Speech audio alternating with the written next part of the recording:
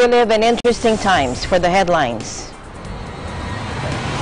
President Duterte approves the unimpeded importation of rice in a bid to douse inflation that is now the hottest in Asia.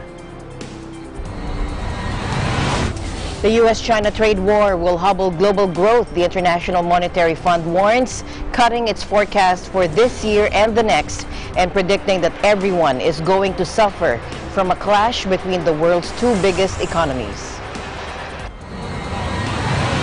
Former Vice President Al Gore warned that time is running out after the release of a UN special report that gives the world 12 years to head off climate calamity by radically transforming all aspects of society.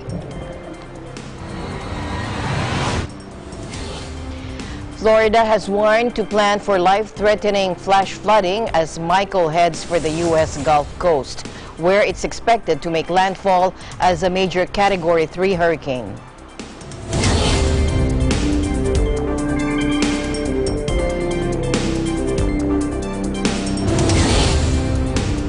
I'm Alma Angeles, wherever you're watching from around the world. Thank you very much for joining us. And now to the news.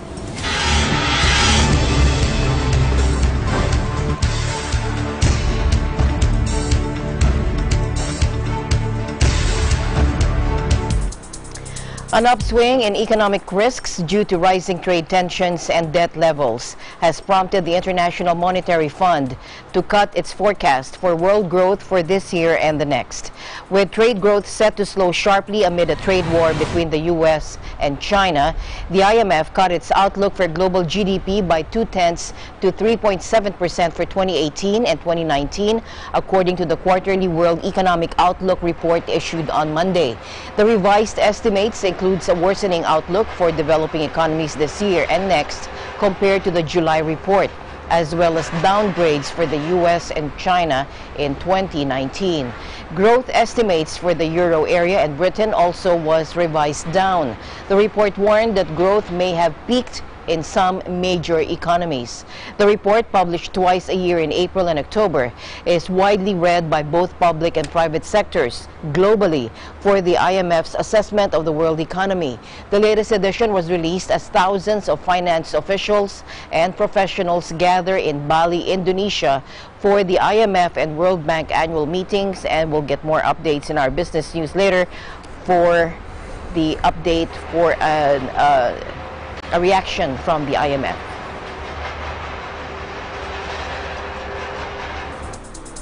In other news, presidential spokesperson Harry Roque said President Duterte approved unimpeded rice importation during a cabinet meeting last Monday night. He said this would curb the effects of inflation, which has gone up for the 9th straight month at 6.7% in September. He added the tariffs will be used to help the local rice farmers. Take a listen. And I think the most important highlight of that meeting was the President approved unimpeded importation of rice as a measure to reduce inflation. No? After a presentation conducted by Finance Secretary Sunny Dominguez that food items now is primarily responsible for an even increased inflation rate for the last month, the President ordered the unimpeded importation of rice. He wants to flood the market with rice so that even if the price of crude and other oil prices should go up still further, that the people will have access to affordable rice. Wala na pong restrictions ngayon, basta magbayad lang ng taripa at gagamitin natin ang taripa para po sa mga Pilipinong magsasaka ng bigas. So inaasahan po natin na with this kind of an order, even giant Filipino companies like San Miguel Corporation, which was specifically mentioned in the cabinet meeting yesterday, will now be able to import rice, and that this increase in supply of rice will result in overall lowering of price of rice. Now, I underscore that this was after the Finance Secretary illustrated by way of graphs that non-food items, together with tobacco and oil, were responsible for the increase in inflation, and that rice, in fact, was the most important commodity whose price increase that led to the spike in inflation. So inasahan po natin na meron na tayong remedyo. Sa ngayon pa lang po, ang sabi ni Secretary Piñol naman ng Agriculture, bumababa na po ang mga presyo ng ilang mga agrikulturang produkto, kasama na rin po ang bigas dahil halos milyon na po, halos 2 milyong metric tons na po ang nakapasok, no? So, at mas marami pa pong bigas ang inaasahan na pumasok. Accreditation ng importers. Meron pa ngayong dapat order from the NFA Council kung ilan ang iaangkat na bigas. So with this order of the President, wala na pong ganyang mga restrictions. It's a free market now for rice. Wala nang accreditation, wala nang permission. Well, of course, they need to procure import permits, no? Otherwise, baka magka-problema sila. But no one will have to approve the importation anymore. Basta they comply with the documentary requirements. Ang pangako po natin, yung ibabayad na taripa, isasantabi po natin yan para sa kapakanan ng ating mga lokal na mga magsasaka. At isa sa mga naiisip nga, yung libreng mga hybrid para mas malaki yung kanilang mga aanihin, libreng pataba, yung mga inputs na po pwedeng maibigay sa ating mga magsasaka. In his third State of the Nation address, President Duterte urged Congress to deem as urgent the passage of the crucial rice tariffication bill. Now, Secretary Roque said during the cabinet meeting, the consensus was that they need not wait for a price tariffication bill to remove unnecessary government intervention in the rice market.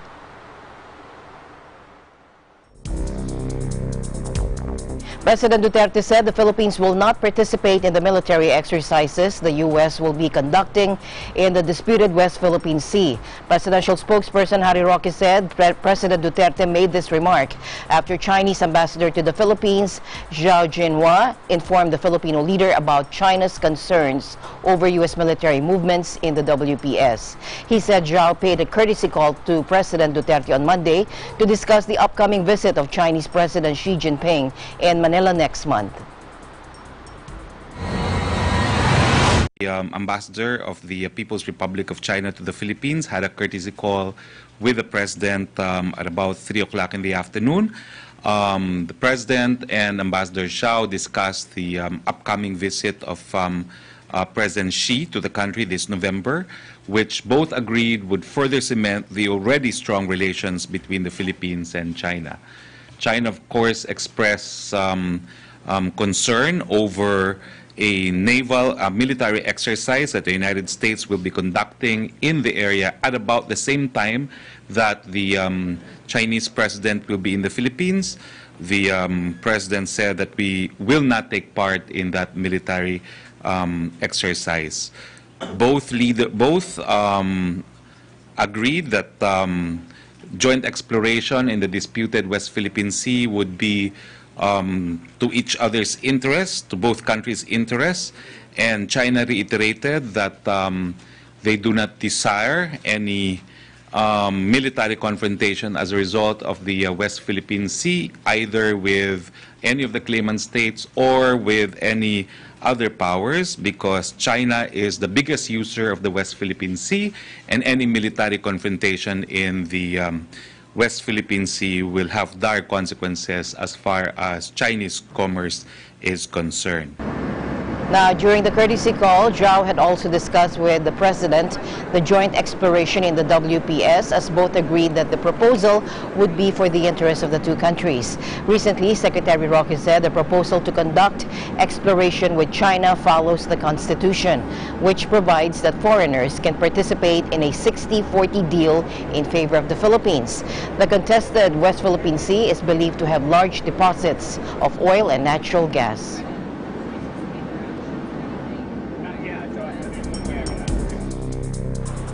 Meanwhile, 5 Southeast Asian countries and Japan expressed the willingness to cooperate on the South China Sea issue to make it a peaceful and open space in a summit held in Tokyo as concerns linger over China's growing influence on the region. 南シナ海問題についても平和で開かれた南シナ海を実現するために連携していくことを確認しました。We are confident that we will go on to use this cooperation not just for the sake of prosperity, but also to contribute towards regional peace and security. Southeast Asian nations and China have overlapping territorial claims in the South China Sea. Amid these tensions, Beijing has built artificial islands with military infrastructure in the waters. Japan doesn't face the South China Sea but views the vital shipping lane as strategically important. In other news, Indonesia told foreign aid workers their help was not needed in disaster-ravaged Palu and that they should go home. Now, this frustrated relief efforts after a quake tsunami killed more than 2,000 people. Foreign teams on the ground were told new rules barred them from searching for the dead in hard-hit parts of Palu, where thousands are missing since the September 28 twin disaster. Indonesia initially refused international help, but President Joko Widodo reluctantly agreed to allow in overseas aid once the picture became clearer on Sulawesi Island. Foreign aid poured into the ravaged city of Palu, where authorities believe 5,000 people could still be missing or buried, and 200,000 survivors desperately need food, water, and other life-saving supplies. But international search and rescue teams were prevented Tuesday from accessing hard-hit parts of Palu, where thousands are believed to be buried underneath. Now, Ahmed Bam from South African charity Gift of the Givers was told that the new rules barred foreign urban search and rescue teams from playing any part in retrieving the dead. Which instructed them, they've received a memo late last night that all international foreign search and rescue teams, USA teams, should not enter the devastation and should not basically assist them in any of search and rescues. It's going to be done by the national disaster team, and all USA and all foreign USA teams should make their way obviously back to their countries. They don't need them in Indonesia here, but there seemed to be I wouldn't say red tape, but there was just like, you can't work here, you can't do this, you can't do that. You know, it's something we haven't experienced in other major disasters like this, especially for USA activities and search and rescue. Getting vital supplies to the affected areas has proved hugely challenging as flights into Palu were limited by its small airport, leaving aid workers facing grueling overland journeys. More than 70,000 people have been displaced since the 7.5 magnitude earthquake and subsequent tsunami tore through Palu.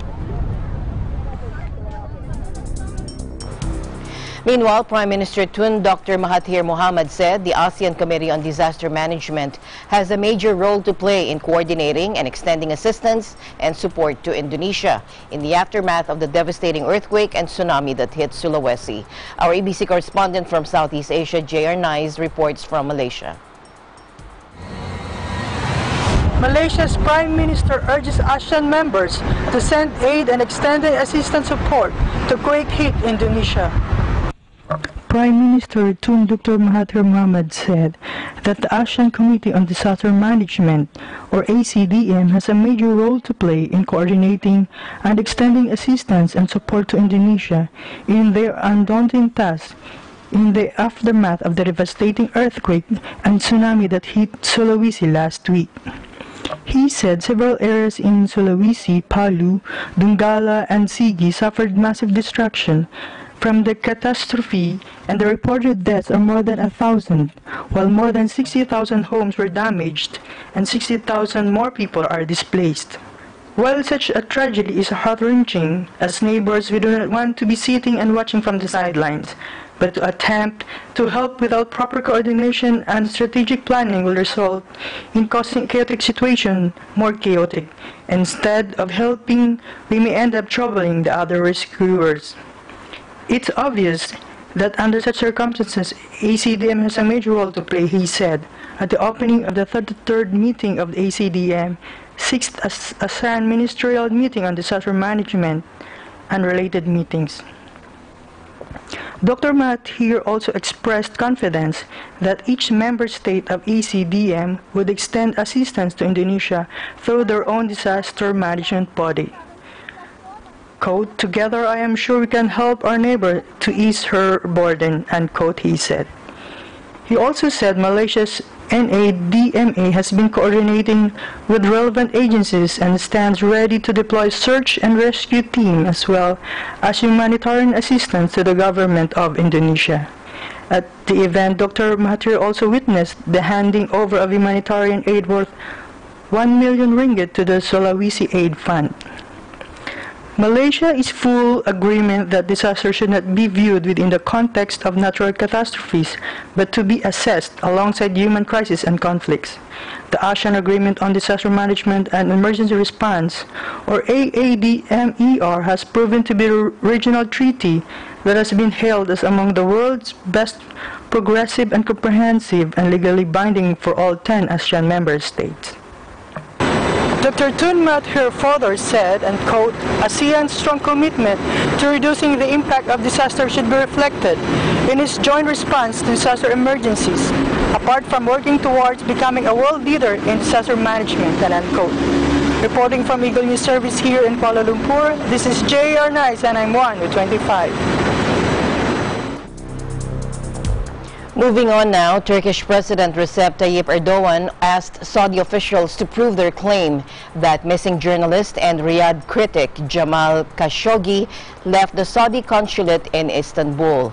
Erdogan's comments came after media government sought permission from Saudi authorities to search the consulate premises in Istanbul amid reports that Khashoggi had been killed. Khashoggi, 66, a Washington Post contributor, vanished last Tuesday after entering the consulate to receive official documents ahead of his marriage to a Turkish national, Hatice Cengiz. Turkish police quickly said he never left the building as there was no security footage of his departure. Başkonsolosluk yetkilileri buradan çıktı demekle kendilerini kurtaramaz.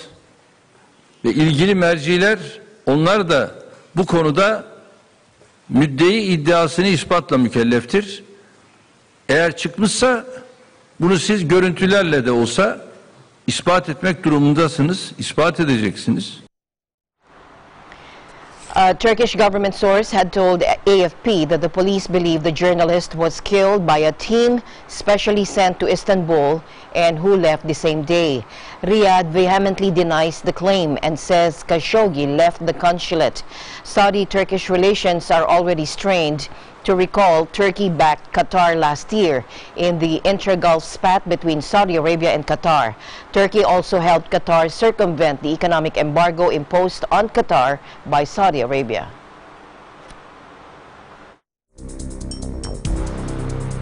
Meanwhile, a man has been detained as part of the probe into the killing of a Bulgarian journalist in the northern town of Rus, according to Bulgarian public radio. Citing police sources, the brutal killing of 30-year-old Victoria Marinova, who presented a current affairs talk program called Detector for the small TV and television channel, shocked the country and drew international condemnation. The killing came to light on Sunday after Marinova's body was discovered in a park in Rus the previous day. Police were planning to hold a press conference on the case during the afternoon. Now authorities say Marinova died from blows to the head and suffocation. She had also been raped. Prosecutors have said all leads are being considered, including possible links to Marinova's professional activity. She had recently been working on corruption allegations against businessmen and politicians. Marinova is the third journalist to be murdered in Europe in the past 12 months after Jan Kuciak in Slovakia in February and Daphne Caruana Galizia in Malta in October of 2017.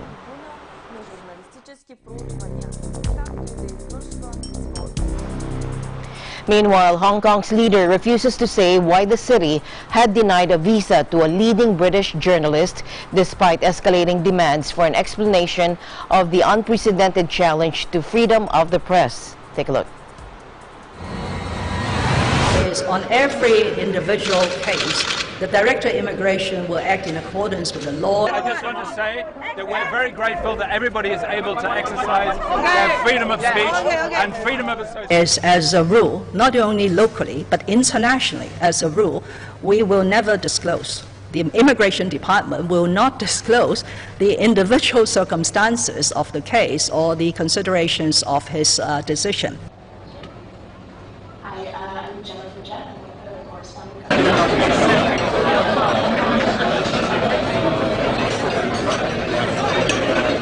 sorry, what you said is pure speculation. I have just answered in Cantonese that as far as entry and exit matters, these are matters within Hong Kong's autonomy under one country, two systems.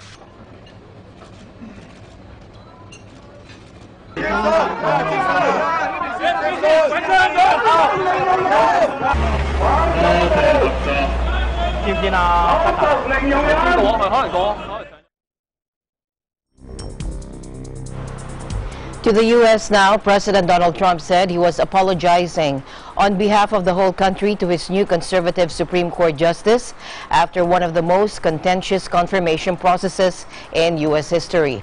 At a White House swearing-in ceremony, President Trump stood next to Justice Brett Kavanaugh and said he had been proven innocent of the sexual assault allegations that threatened to derail him in the Senate confirmation process, revealing the depth of the left-right split tearing through American politics.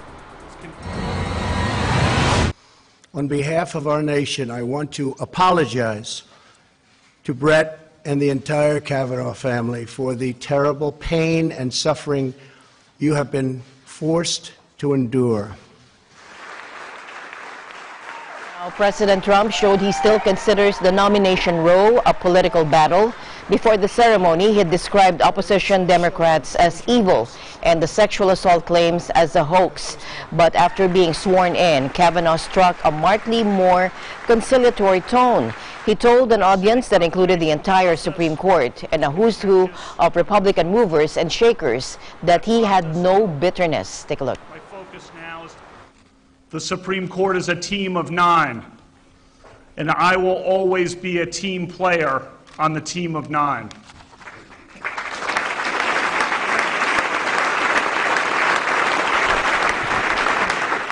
The Senate confirmation process was contentious and emotional.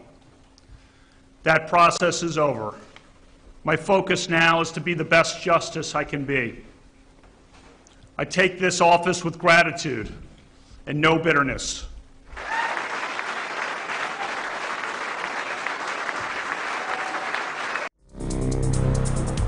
Meanwhile, President Trump reveled in arguably the biggest and hardest-fought victory of his controversy-strewn presidency ahead of a ceremonial swearing-in for new Supreme Court Justice Brett Kavanaugh. Kavanaugh's Saturday confirmation in one of the closest such Senate votes in history showcased Americans' polarization ahead of the November 6 congressional midterm elections, where Democrats hope to end Republican dominance. Take a look. The way they conducted themselves, the way they dealt with a high-level, brilliant, going to be a great justice of the Supreme Court, the way they really tortured him and his family, I thought it was a disgrace. I'm hearing that now they're thinking about impeaching a brilliant jurist, a man that did nothing wrong, a man that was caught up in a hoax that was set up by the Democrats, using the Democrats' lawyers, and now they want to impeach him.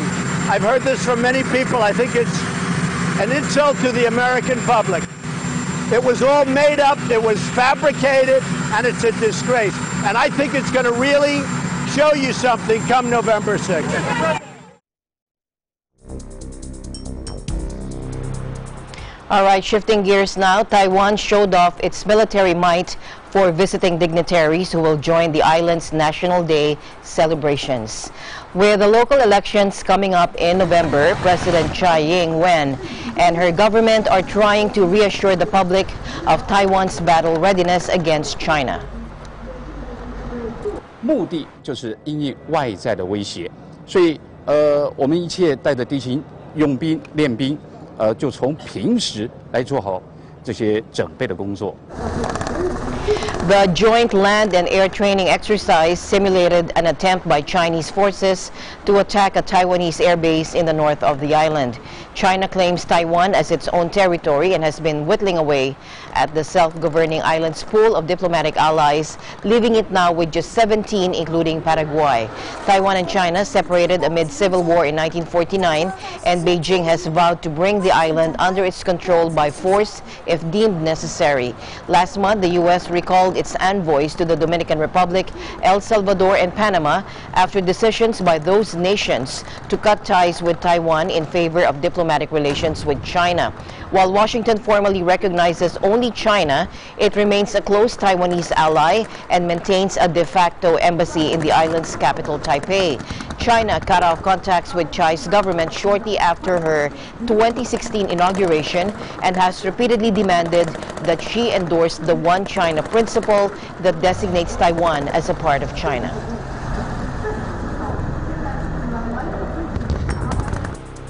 In other news, investigative group Bellingcat identified the second suspect in the poisoning of former Russian spy Sergei Skripal as a doctor employed by Moscow's GRU military intelligence service.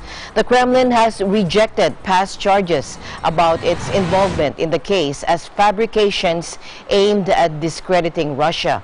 Yet, analysts will read Bellingcat's latest publication for more clues into the alleged workings of a Russian spy agency at the center of several international disputes. We have now identified Alexander Petrov to be, in fact, Dr. Alexander Yevgenyevich Mishkin, a trained military doctor in the employ of the GRU. The British-based group said in a report published on its website, Skripal and his daughter Yulia were poisoned by a Soviet-designed chemical agent called Novichok in the English town of Salisbury in March.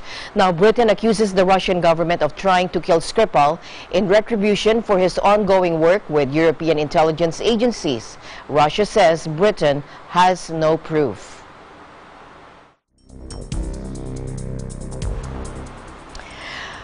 A year after the Las Vegas shooting, the survivors describe the new normal and say they're now stronger. Anna Kui with a report.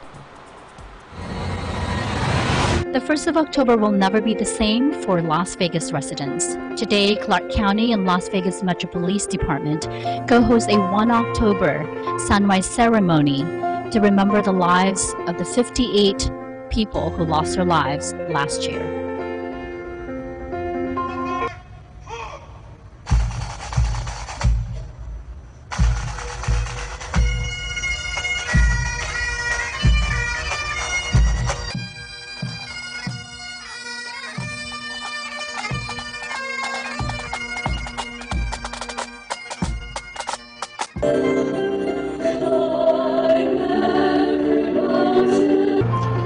In the aftermath, we became Vegas strong.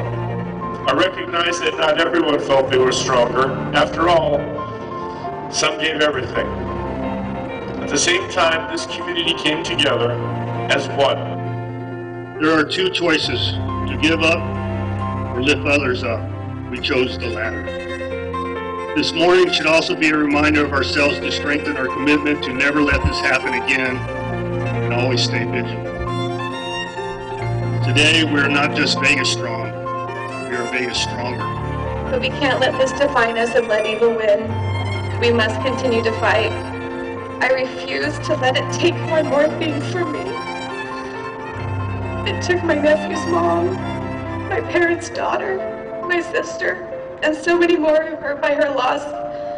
But we will fight to bring back the goodness that was here before this. A truly emotional morning as lives lost were remembered from the mass shooting during the Route 91 Harvest Festival, which remains to be the worst in modern U.S. history.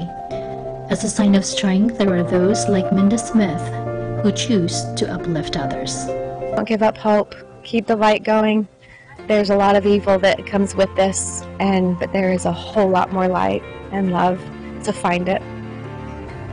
No one had dry eyes as they left this remembrance ceremony this morning, and as Commissioner Steven Sisolak said, the city is definitely Vegas stronger. Reporting for Eagle News from the Clark County Government Center, I'm Anna Kui, and I am 1 with 25. Eagle News International will be right back. Stay tuned.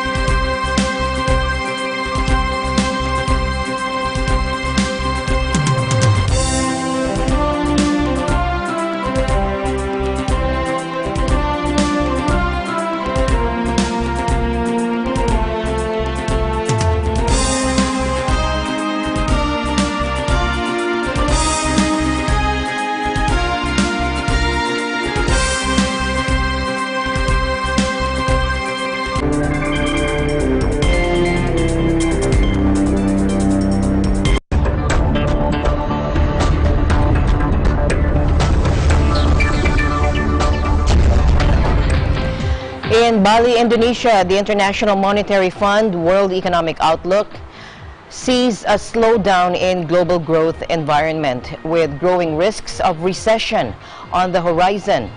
Some of that risk comes from the ramping up of the threats of trade sanctions, while there is also pressure on emerging markets from a strengthening U.S. dollar and rising interest rates.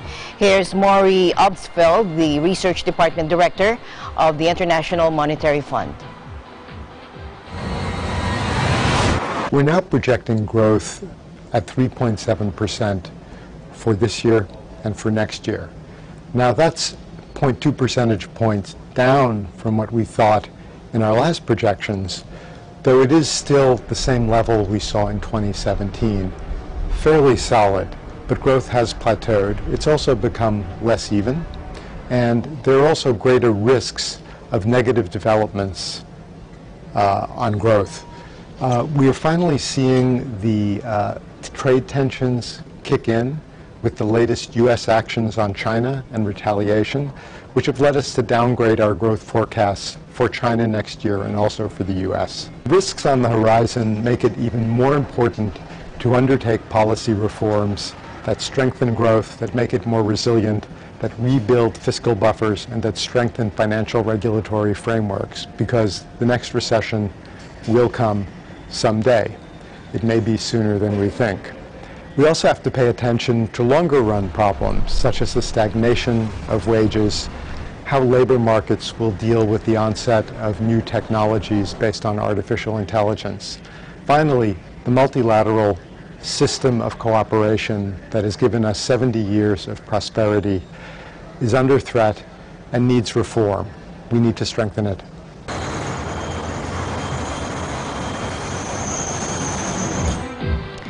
U.S. economists William Nordhaus and Paul Romer won the 2018 Nobel Economics Prize for constructing green growth models that show how innovation and climate policies can be integrated with economic growth. Take a look.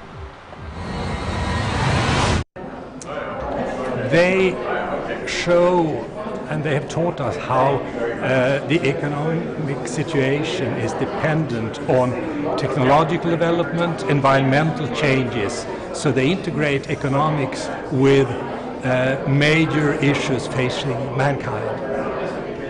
What the prize is awarded for major contributions to economic sciences.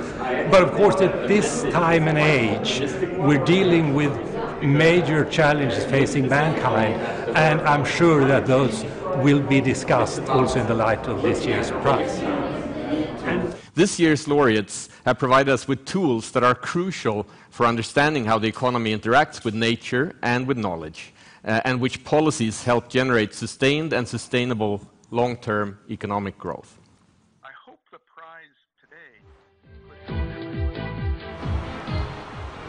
Meanwhile, here's Paul Romer on his reaction to the call, telling him that he was the co-winner of the Nobel Economics Prize. Mr. Romer was speaking at a press conference at the NYU, New York University. Take a look. I thought that the prize was next Monday. I knew it was always on a Monday, but I thought it was next Monday. So I called back thinking they were trying to do some like due diligence or something about, you know, somebody else, and then they asked me if I would accept, and you know, well, I didn't ever want it, but yeah, I'll accept. And here's Mr. Romer giving an overview of the work he won a prize for. What kind of a good is an idea? What does it mean to say we produce ideas or we trade ideas? How is that different from corn or steel? And that analysis of the economics of ideas grew into this understanding of why things are speeding up that involves this more effective teamwork of, you know, billions of people all trying to push forward the frontiers of knowledge. What kind of a good is an idea? What does it mean to say we produce ideas?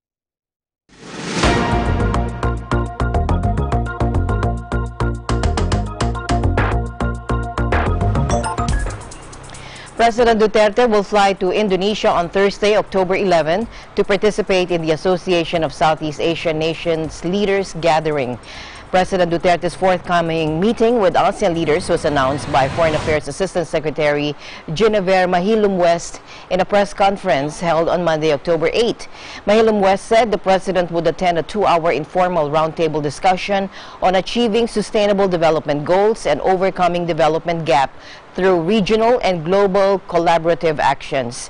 President Duterte, along with other ASEAN leaders, would bolster, quote, solid and intensifying cooperation in managing economic growth and delivering meaningful progress in achieving the sustainable development goals, the Foreign Affairs official added. Take a look. On the part of the Philippines, the President would highlight the government's efforts to improve its performance in achieving the sustainable development goals, urge all parties to strengthen support for micro, small, and medium enterprises development, call for economic resilience amidst prevailing global economic uncertainties, encourage deeper cooperation between ASEAN, UN, IMF, and the World Bank. She also said that the visit will also be an opportunity for the President to extend the Philippines' assistance to Indonesia, which was hit by an earthquake and a tsunami 2 weeks ago. Meron ho tayong ibibigay na tulong, and then it will be coursed through the AHA. We call it the AHA Center. And this is a good chance for the President to personally, relate to President Joko Widodo yung ating tulong under the One ASEAN, One Response program in disaster assistance.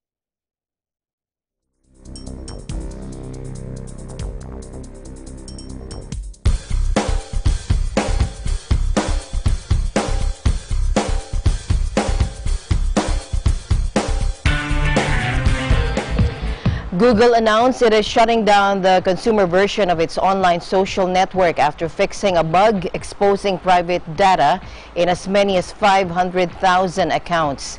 The U.S. internet giant said it will sunset the Google Plus social network for consumers that failed to gain meaningful traction after being launched in 2011 as a challenge to Facebook.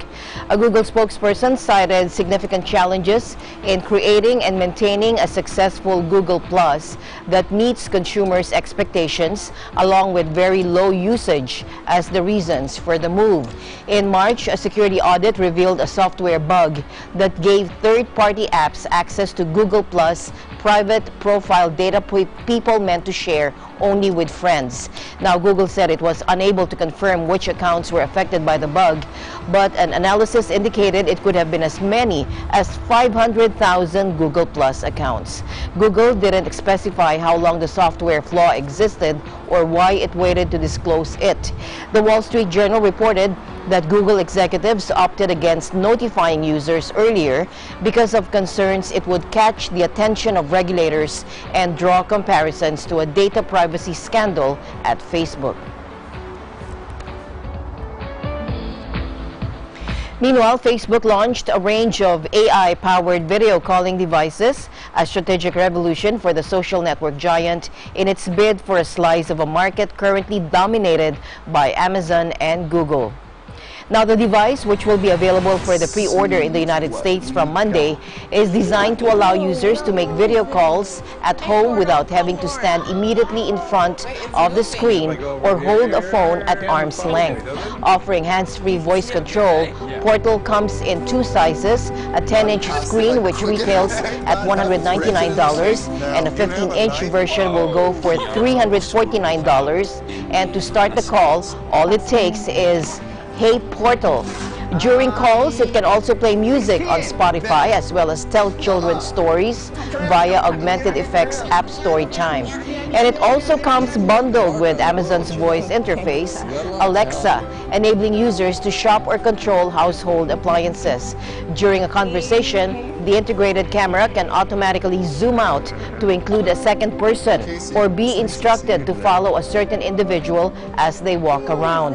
Facebook has moved to quickly allay security fears, saying that by keeping the processes on the actual device rather than in the cloud, the risk of hacking is lower than with a smartphone or computer.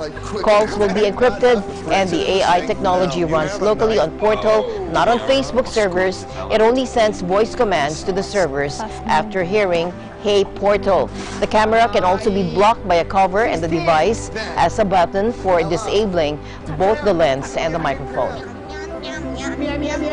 You can make a mark on the world, you know. Thanks, Dad.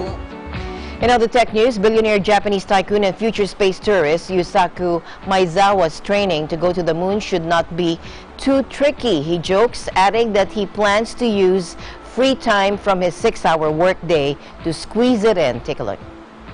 ただ、イーロン・マスクなんかは、サンなんかは、そんなに過酷じゃないよと、ざっくり聞いておりますけど、ただ、自分自身で必ず英語は必要になるかなっていうのはね、思ってます。それから危険だとか怖いだとか、そういうのもちょっと言い始めちゃったらキリがないので、まだ気にしないようにはしてますけれども、今回はその僕だけじゃなくて、アーティストもお連れするっていうことで、当然その安全面でのそれなりの担保がないと、僕もさあ行きましょうって言えませんから、そこはこれから入念にスペース X 社と安全面の話っていうのはしていきたいと思います。あと自分が一番楽しみにしているのは、月に近づくことももちろん楽しみなんですが、地球を丸く見ることですね。本当に丸かった。もちろん写真ではたくさん皆さんも見てると思うんですけれども、それを自分の目で見たらどれほど感動するんだろうっていうのを今。Misawa will hitch a ride aboard Musk's big Falcon rocket, which SpaceX has acknowledged may not be ready for human flight for at least 5 years. First announced in 2016 and estimated to cost $5 billion, the BFR was touted as the most powerful rocket in history, even more potent than the Saturn V moon rocket that launched the Apollo missions 5 decades ago. Misawa said he had received safety guarantees that allowed him to be able to invite the artists along the trip, although he confirmed he had not yet begun negotiations with potential fellow travelers. He said he was most looking forward to seeing the entire Earth from space.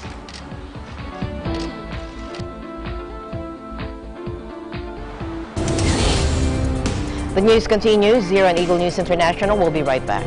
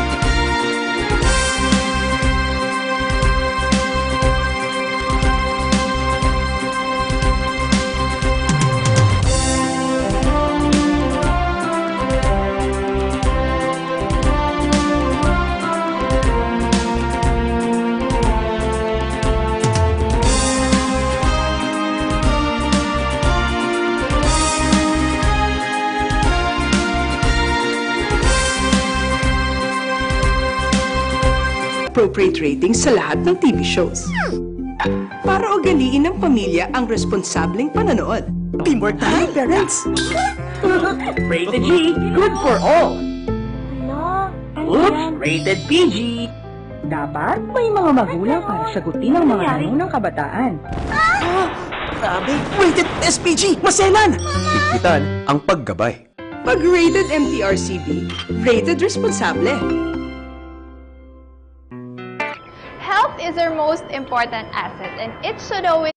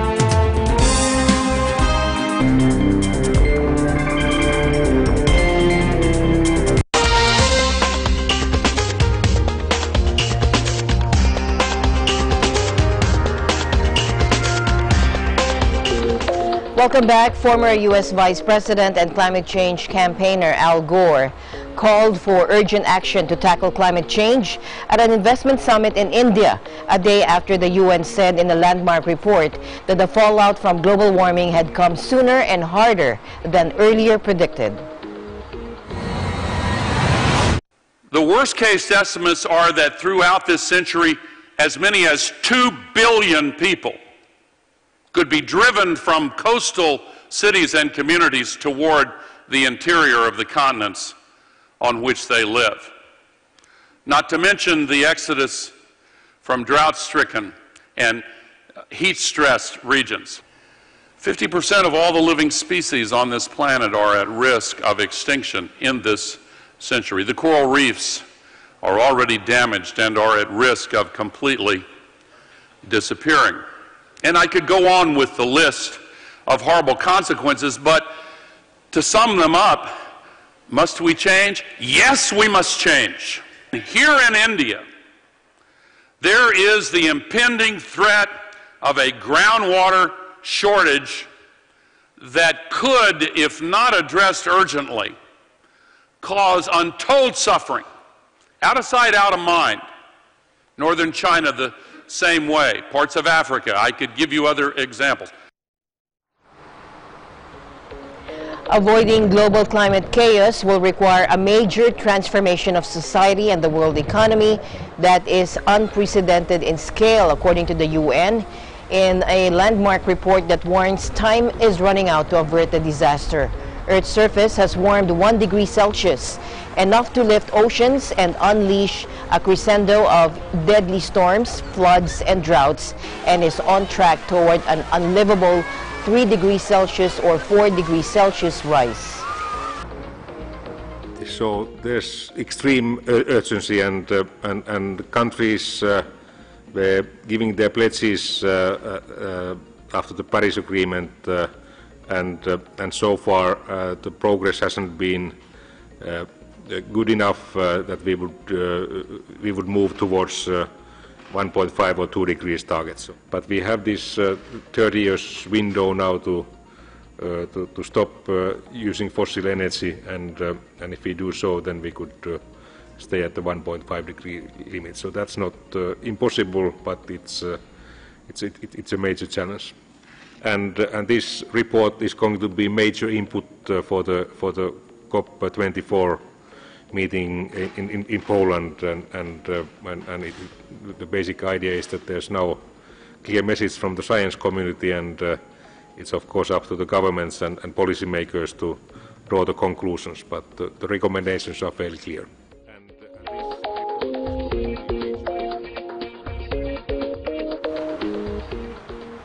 Meanwhile, residents of Northwest Florida had until early Tuesday U.S. time to leave their homes ahead of a Hurricane Michael, forecast to crash ashore midweek as a major Category 3 storm with life-threatening flash flooding possible. Now, Governor Rick Scott's office said mandatory evacuation orders were in place for parts of Bay County, which includes the popular Panama City Beach Resort and areas in nearby Gulf and Franklin counties. Michael was forecast to have the power to uproot trees, block roads, and knock out power for days by the time it hits Florida on Wednesday. Then it's forecast to lash the southeastern United States through Thursday. Earlier, it said Michael could produce 3 life-threatening hazards along portions of the northeastern Gulf Coast: storm surge, heavy rainfall, and hurricane-force winds, with storm surge and hurricane watches in effect. Michael is a massive storm that could bring total devastation to parts of our state, especially in the Panhandle. Think about what we've seen before with storms like Hurricane Irma. Hurricane Michael poses a deadly threat, and as it grows stronger, we can expect it to make landfall as a major Category 3 storm on Wednesday along the Gulf Coast. One thing to think about on this storm surge, just think of this is, if anybody's been around storm surge, watch what happens. It flows in very rapidly and flows out and takes everything that's not heavy out with it. You can't survive storm surge. I remember with Irmine, I met a lady. She was in a one-story house. She had a lot of pets. The water got up to, I guess, about her waist, and she knew she was not going to survive. And she left her house And thank God there was a high water vehicle outside at the end of her street, so she wouldn't have survived. The water comes in very quickly, and then it takes everything out. The Panhandle and parts of the Big Bend will likely see winds in excess of 110 miles per hour. We have never seen a storm like this hit this part of our state. Again, Hurricane Michael is forecast to be the most destructive storm to hit the Florida Panhandle in decades. This storm will be life-threatening and extremely dangerous. We're expecting 4 to 8 inches of rain, and some areas might see 12 inches of rain.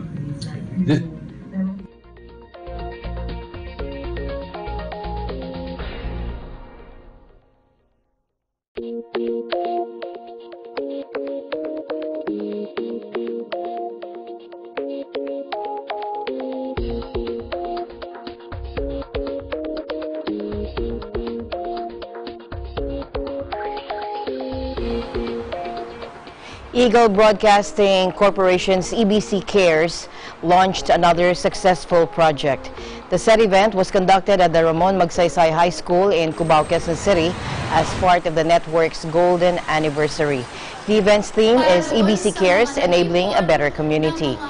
Free services provided were feeding program, recyclas, citronella planting, gulayan sa paaralan, sinibata, and OPM concert at the Student on the News that was led by Net25, DZEC Radio Aguila, Pinas FM, EagleNews.ph, EBC Films, and E25 Records. By doing this activity, students and teachers were encouraged to maintain a healthy lifestyle and promote cleanliness in the community. The school principal was greatly impressed with the different kinds of help and support they received from EBC and their partner sponsors, such as the Villar Sipag Foundation, PC Goodheart Foundation, Union Bank, iRemit, Energen, Tempra, Sagip Party Lists, AXE OFW Party List, Local Water Utilities Administration, Rotary Club of Malabon, Cheers Foundation, Rotary Club of Malabon, Courtside Purified Drinking Water, and Programang Serbisyo ng Aguila of DZEC Radio Aguila. Ako talaga ay nasorpresa dahil hindi ko akalain na ang EBC Cares ay merong ganito magandang project. Ang EBC Cares po ay social arm ng Eagle Broadcasting Corporation. It means enabling a better community. Ang mga ating target sa ngayon ay mga paaralan. Kasi tinutulungan natin sila na magtanim, mag-recycle, pakakainin po natin sila, magwo-workshop po sila kung paano yung tamang pagdokumento ng film.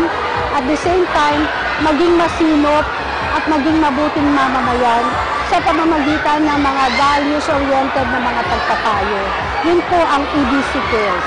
Eagle Broadcasting Corporation, it's not just a broadcasting company, pero nag-engage din tayo sa mga pangailangan ng lipunan. Kaya ginagawa po natin itong EBC Cares or enabling a better community para maipahatid din natin yung ating pagtulong at pagkalinga dun sa ating mga kababayan.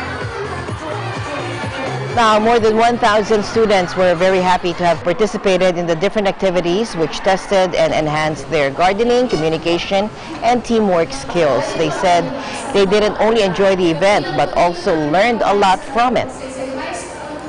Masaya po. Enjoyable po siya, tapos ang educational. Maraming pong salamat kasi marami po kami natutunan ngayon. Sobrang saya po at saka madami po kami natutunan ngayon. They especially enjoyed the visual storytelling workshop where students were taught about pre-production, production, and post-production by teacher Sally Lopez's group from the Net25 Kids program. So ito pong mga tinuro po namin sa kanila, makakatulong po ito upang maging mas mataas po ang kalidad ng kanilang mga school projects at makakatulong po sa kanila in case po na in the future gusto po nilang i-take up sa senior high school ang multimedia track. Ayun po. And these are the reasons why they're very grateful to EBC. Maraming salamat po sa mga ginawa nila na inspirational rin po, tas Happy Teacher's Day. So I would like to thank the EBC Cares. Thank you very much talaga.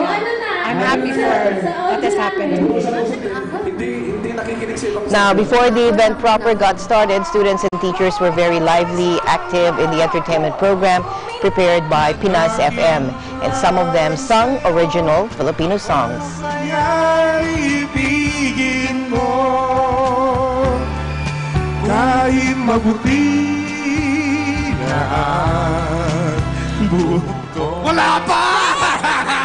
And the crowd became even more lively during the performance of the two Pinas FM's DJs, Aiki and Rapido, who are very well known and popular with the millennials.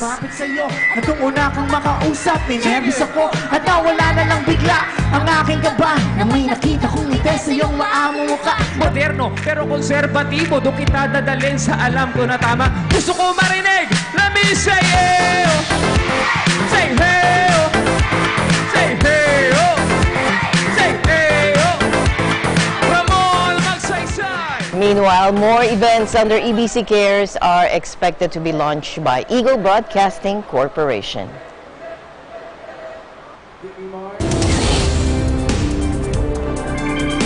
All right, and that's it for tonight's broadcast. I'm Alma Angeles, always one with 25. Good night.